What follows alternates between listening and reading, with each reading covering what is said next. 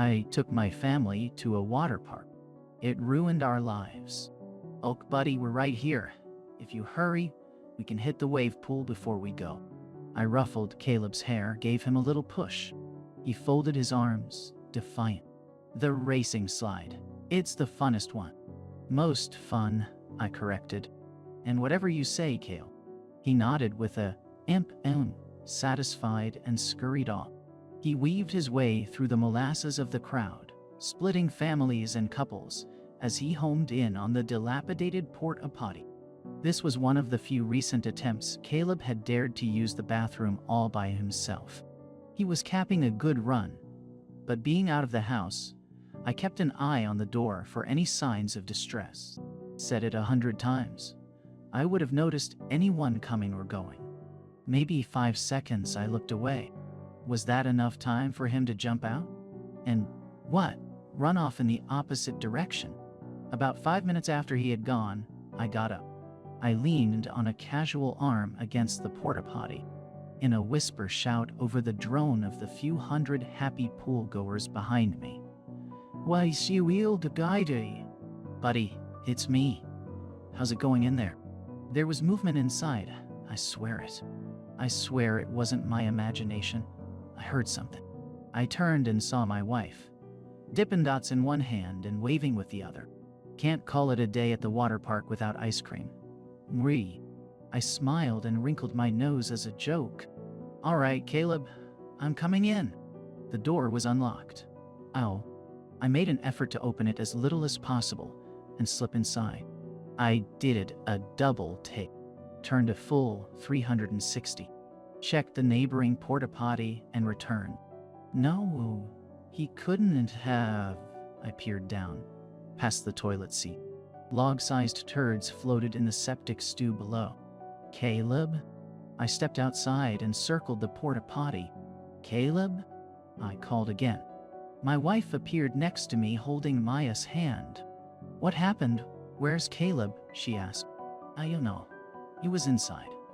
Maya, did you see him leave at all?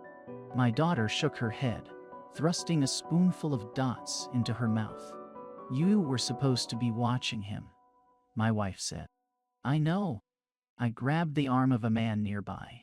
Excuse me, sir. Did you see my son leave this porta-potty here? I described Caleb in detail. He saw the desperation in my eyes but shook his head. Sorry, try the lifeguard station. I'm sure this happens all the time. He wished us luck, and I thanked him. My wife was beginning to cry. She was starting to scare Maya. I ran ahead, cutting through one of the splash pads and hopping the fence to the lifeguard station. Oh, excuse me, sir. Some acne-riddled teenager with a red and white uniform stood up from behind the desk. You... My son? I can't find my son. Is there some announcement you can make? Something? The teen closed his eyes. Yay, give me 1 sec. I'm kind of new, so I think. I don't have a second. If you can't help, then get me a goddamn manager. I snarled. A petite girl, also in high school by the looks of it, turned the corner, oblivious to the nature of the conversation. Hey, you can't talk to him like that, she pouted. There's no need to be rude. I stabbed my finger at her, my temper at the end of its wick. I'll be as rude as I damn well like. Get me a fucking manager, or I'll go back there and find one. The police were called. Primarily for me. I was screaming, knocking things over, foaming at the mouth, my wife said. The cops said I would have to calm down or they'd handcuff me. They sent out an announcement over the park's PA system. Caleb, your parents are looking for you at the lifeguard station. If you can find a lifeguard, we can get you back together as soon as possible. Don't worry, the lifeguard manager said. We radioed all our employees. He'll be back in no time at all. As it turns out, lost and found children in places like these is fairly common. The problem was, Caleb never turned up. How do you go home after that? We stayed as long as we could, but it's not like we could sleep on the slides. So the same day I left for the water park with my family, we returned, one short. Maya didn't know what was happening. We told her Caleb had gotten lost and the police were looking for him. She asked why we weren't looking for him. She began to cry. The funny thing about humans is how simultaneously effective and ineffective we are at lying to ourselves. Because a deep part of yourself, something in your core where you know you can trust it, smells the bullshit.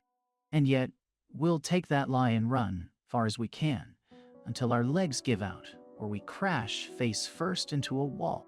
After the first day, that piece of me in my core knew I'd never see Caleb again. But I ran like hell. My lust for closure deflated my marriage like a water balloon with a leak. I was stupid to think I wouldn't get laughed out of the court during custody proceedings. But the one reprieve I had came yesterday. If I couldn't have answers, if I couldn't have my family or my son back, then I'd have some sweet revenge.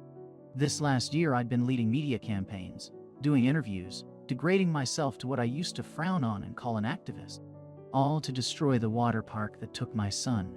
The park was small, got a lot of bad press in the local outlets where most of their customers were. Apparently this wasn't the first incident in the park's history. Far from it actually, having a long list of lawsuits and scandals. But it was the last straw, and eventually, they were forced to close. Yesterday was the first day of the demolition. I watched it in person. One-man audience. And it felt good. I was getting ready to leave around midday when a commotion in the site held me. Axe! Grab the axe! The crew was in mayhem, and advantageous to my curiosity. No one was around to stop me hopping the barrier to get a closer look. It's dead. Stop. It's dead. I was too far to see what the men were standing over, and crept closer. Fucker, that's a world record. Call someone. Who? The police. Animal control. Call someone, Christ's sake. Where did you find it?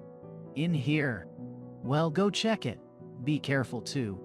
I felt my way along a bulldozer close enough now, and stuck my head past the edge. The scene made my knees buckle. I couldn't comprehend what I was looking at. Dead, and covered in hacks and slash marks, was a python. Never mind a snake, it was the largest animal I'd ever seen up close, long as a school bus, longer even, stretched out. Despite its size, it looked thin, as if it hadn't eaten in weeks. Tell me what happened, one of the construction crew asked a younger member. We was using the machine and clearing the area like you said. Went and knocked over them porta potties, and the dragon came rearing its head out one of them holes beneath. The crew began to buzz, taking pictures of the beast and kicking it. The construction man nodded and called for the worker who had gone to check the hole. Come on out, that's a shithole, nothing to find. Beat boss. The site fell silent. What is it? There's bones down here. I woke up screaming the next morning. Wandered around the house until I went for the newspaper. After all the pieces were collected, the bones they found belonged to 10 unique skeletons.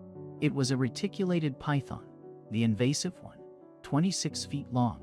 Found the humidity of the park nice and chose a place it wouldn't be found. Headlined the local paper for a day before it was pulled.